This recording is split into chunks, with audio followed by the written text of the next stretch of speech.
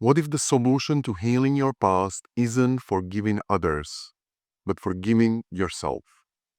Imagine a young child crying in a dark room, their small hands covering their face.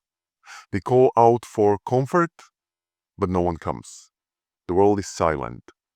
Now imagine years later, the child is still inside you, waiting for someone to listen, to show kindness, to finally say, "You didn't deserve this." Hi, my name is Matusz Hanidziar, and the topic of this video is Reparenting Yourself Through Hypnosis, the secret to healing your inner child. For the last 7 years, I have been working as a hypnotherapist and a coach, helping people rewrite the stories of their past and heal in ways they didn't think possible. Today, I'll show you how reparenting can help you do the same. Now, let me start with a personal story. You remember that young child crying in a dark room? That used to be me. I was beaten as a child by my dad and my mother. It was something that was normal and common for our generation. But however normal or common it certainly didn't help my development. The impact: internalized shame, inability to trust people, expecting that others will betray me, low self-esteem and self-worth, mixed attachment style between anxious and avoidant, hypersensitivity to emotions of others, and much more. If the closest ones are not to be trusted, then who is? Now, before I continue, let me just say that all these things I mentioned, internalized shame, inability to trust others, expecting that others will betray you, low self-esteem, low self-worth, disorganized attachment style, or emotional hypersensitivity, they are all symptoms, not the root cause. I spent years trying to fix them, but I was barely scratching the surface. If you are focusing on healing any of these that I just mentioned, please stop. You'll get nowhere if you don't take care of the root cause. And what is usually the root cause? The root cause is something that is called the significant emotional event. The significant emotional events are emotionally charged experiences that shape your fundamental beliefs. Beliefs about yourself, beliefs about other people, and beliefs about the world around you. They are the cornerstone of your identity, on top of which everything else is built. If you repeatedly experience significant emotional event that made you believe things like people can't be trusted or the world is a dangerous place, try go ahead and live in abundance, live in peace, live in emotional safety. Seems impossible, right? Yes, because it is. If you are finding this helpful, make sure to subscribe to this channel and please share it with someone who might need to hear this.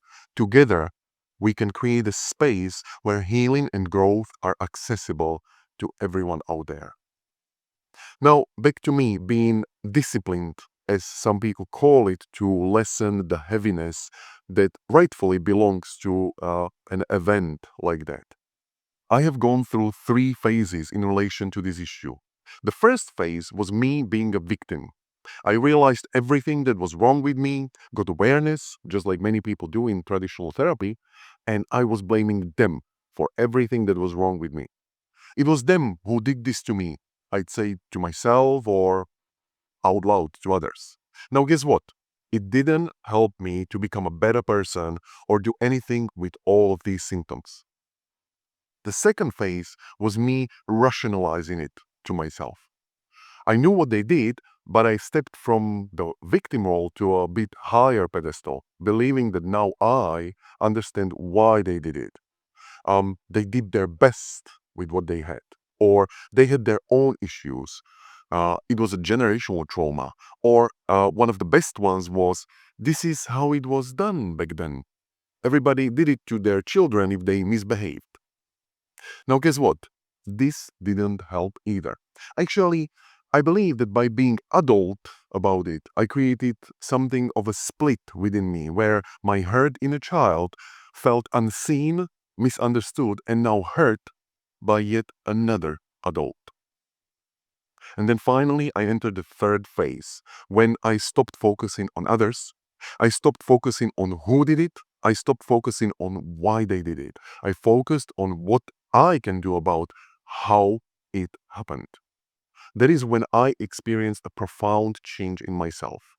I used hypnosis to revisit these past traumatic events, and I imagined that me, as a person who I am today, visited those events when they were happening, and I brought all the resources I needed back then into each and every one of them. Mind you, event like that happened many times.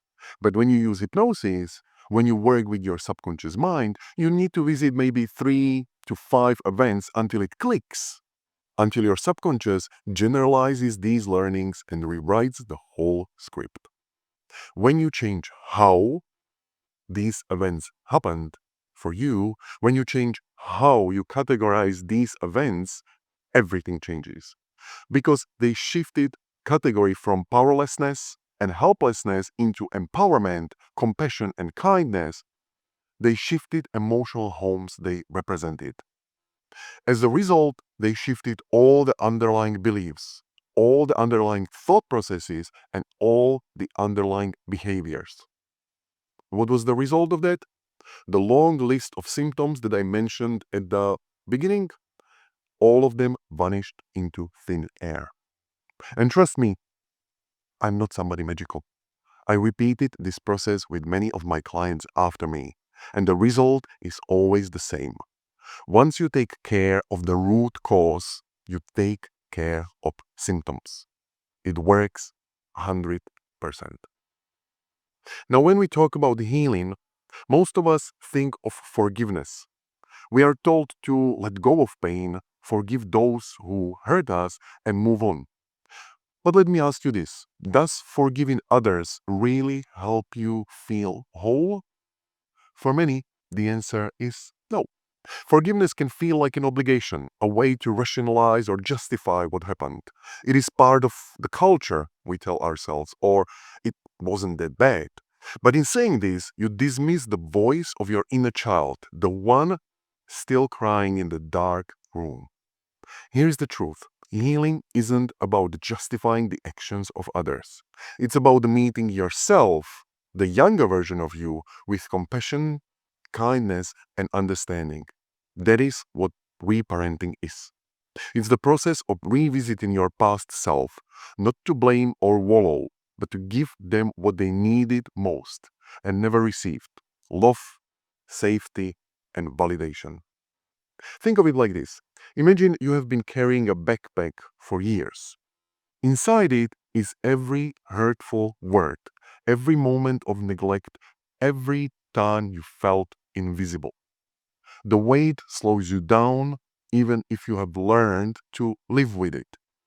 Reparenting is the act of opening up the backpack, looking inside and saying, I don't need to carry this anymore. Now, how do you do that? This is where hypnosis comes in.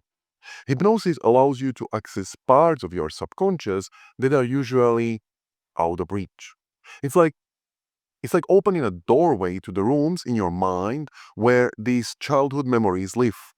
Through hypnosis, you can visit those moments when your inner child felt abandoned or hurt, not to relieve the pain, but to change the story. You become the parent you needed back then. You offer comfort, you offer guidance, and you offer unconditional love. Let's take another example. One of my clients, let's call her Amber, struggled with feelings of unworthiness. She would often say, I don't know why, but I can never believe I am good enough. During a hypnosis session, we uncovered a memory of her as a little girl, crying because she got scolded and slapped by her mother for not being able to write a letter A properly.